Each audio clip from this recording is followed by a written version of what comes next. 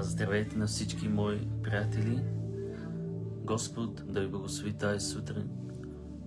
Просто се включвам накратко, за да ви дам тези 3 важни неща, които тази сутрин видях в себе си, докато се покланям на Бога. И вярвам, че това ще ви помогне, това ще ви накара да разбирате много неща, които Бог е благоволил и е начертал във всяка една посока в живота ви.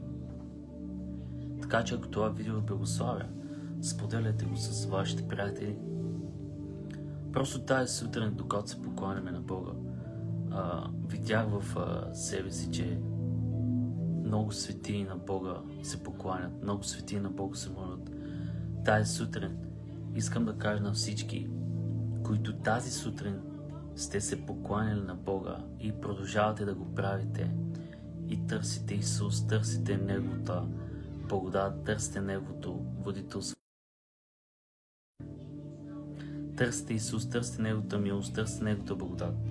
Искам да ви кажа тази сутрин за всички онези, които тази сутрин са се покланяли на Бога, на Исус Христос и са принесели жертва на Бога с молитва, с хваление, с поклонение. Тази сутрин твоята молитва стига до Бога. Искам да знаеш, че тази сутрин твоята молитва стига до Исус, стига до Неговата благодат и милост. Продължавай да се молиш. Просто видях в себе си, че има много светлина, която излиза от небето на земята. Имаш светлина, която слиза от небето на земята върху хора, които се покланят на Бога, върху хора, които търсят Исус. Тази сутрин всички онези, които търсиха Исус, искам да ви кажа, че бъдете сигурни, че вашата молитва стига до Бог. Бъдете сигурни, че вашите молитви са чути пред Бог. Бъдете сигурни, че вашия глас стига на небето. Исус чува тази сутрин викът ти, Исус чува тази сутрин гласът ти, Исус чува тази сутрин поклонението ти, хвалението ти. Исус вижда тази сутрин какво правиш, как го търсиш, как се посвещаваш, как искаш да бъдеш с Него, как искаш да пиеш от Него. Тази сутрин Бог чува молитвите на своите светии. Просто продължавайте да го правите с благодарност. Продължавайте да го правите с благодарност. Благодарността е нещо много добро, когато благодарим на Бога. Това е нещо уникално за живота ни в Исус. Продължавайте да се молите и да благодарите на Бога абсолютно за всичко, дори за неща, които не получавате в живота си така бързо. Защото Бог знае кога и как да ви даде всичко това, което искате в живота ви. Молете се с благодарност, дори за неща, които не се случват, дори за неща, които се забавят, дори за неща, които не виждате.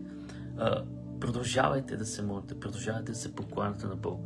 Бог вижда сърцето ви, Бог знае всичко за вас. Това е към хора, които тази сутрин се покланяли и продължават да се молят, продължават да искат милост от Бога. Това е за хора тази сутрин, които са търсили Исус. Това е за хора, които са се покланяли на Бога тази сутрин с дух и истина. Молитвата ви стига до небето, стига до благодатта на Бога. Бъдете сигурни, че Исус знае какво е по-добро за вас. Бъдете сигурни, че Исус чува гласа ви. Бъдете сигурни, че Исус знае какво е по-добро за вас, как да ви даде, кога да ви даде, защо да ви даде и дали ще ви даде. Но винаги благодарете на Бога, дори за неща, които не идват бързо или не се получават бързо. Второто нещо е, искам да кажа за хора, които не го правят. Светии, които не се молят на Бог и не общуват с Исус. Второто нещо е за хора, които не са се покланили тази сутрин или не го правят в ежедневния си живот. Искам да ви кажа нещо. Бог иска да общува с вас. Бог иска да се приближава до вас. Бог иска да чуе тази сутрин гласа ви. Бог иска всеки ден да чуе гласа ви. Бог иска да комуникира всеки ден с вас. Сега, това е за хора, които тази сутрин не са се покланяли, не са търсили Исус, не са благодарили на Исус, не са се приближили до Исус. Това е за хора, които не са го направили.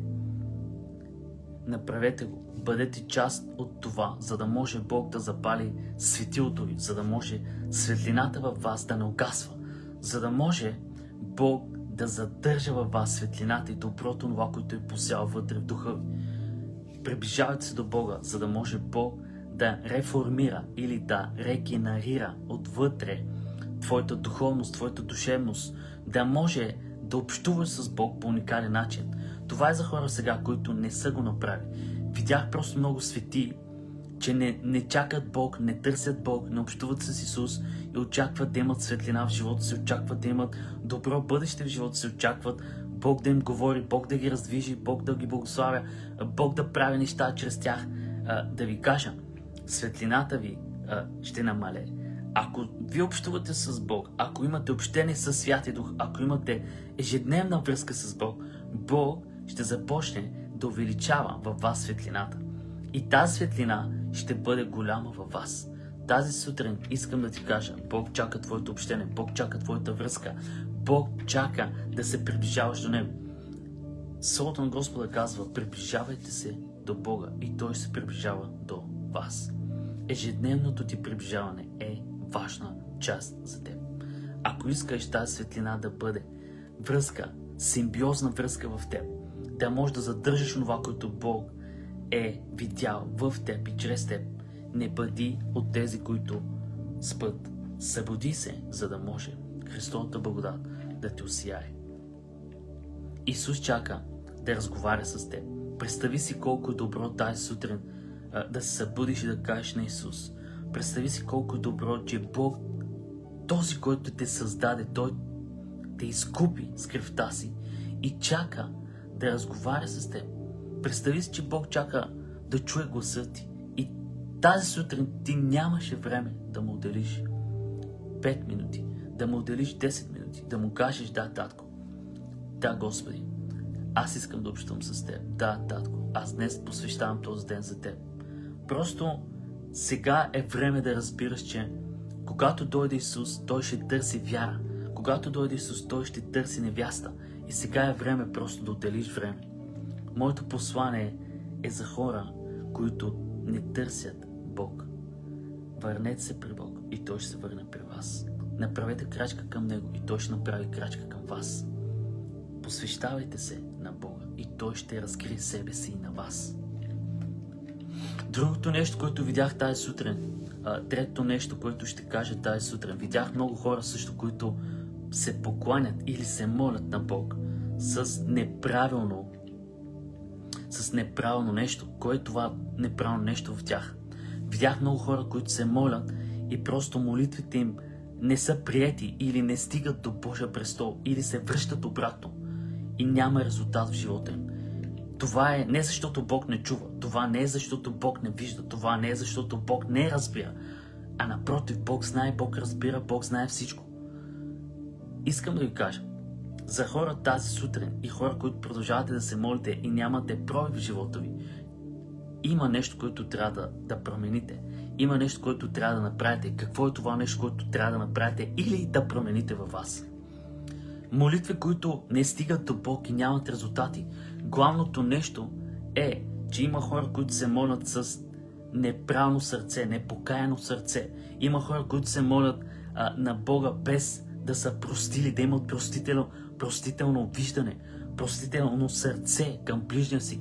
Ако има човек до теб, който трябва да простиш, прости на хората, прости на тези, които са те обидили, прости на тези, които са те настъпили, за да може твоята връзка, твоята симбиозна връзка да стане силна и да може да стигне молитвата ти до Бог.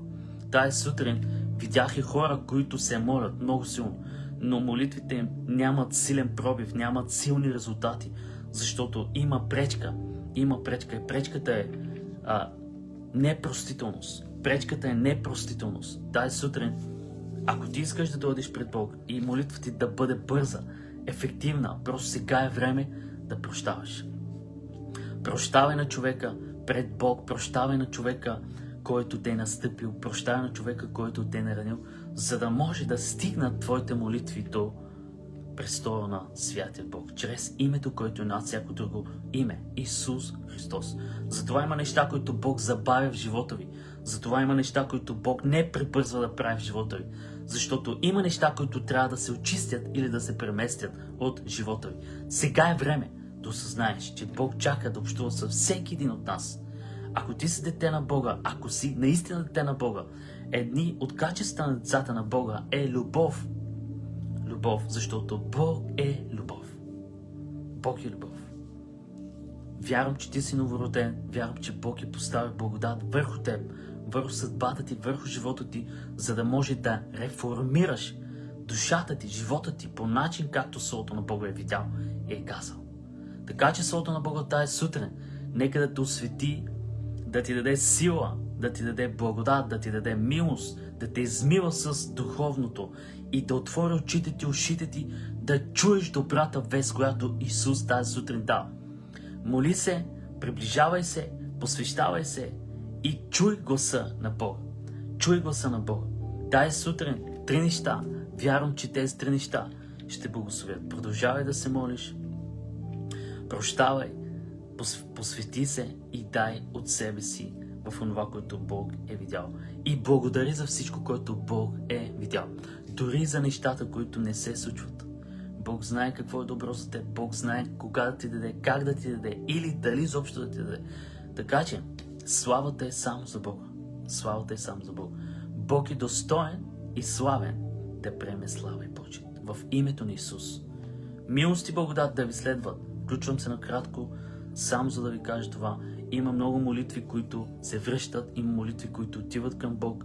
Има молитви, които все още чакат. Има молитви, които все още нямат резултат. Но винаги благодарете на Бога за всичко. Това е Божията воля, да благодарите на Бог за всичко. За всичко. Има светии, които не се молят. Има светии, които не се приближават. Сега е време да се молите и да пребъдвате. Светии на Господа, които не се молят. Върнете се към молитвения живот, върнете се към Бог, обърнете се към Исус, за да може светилниците ви да бъдат пълни и да светят в деня на Господа, деня на пришествието на Господа. Бог ще иска твоя светилник да бъде пълен, да свети и да бъде преобразен за славата на Исус. Бъдете благословени.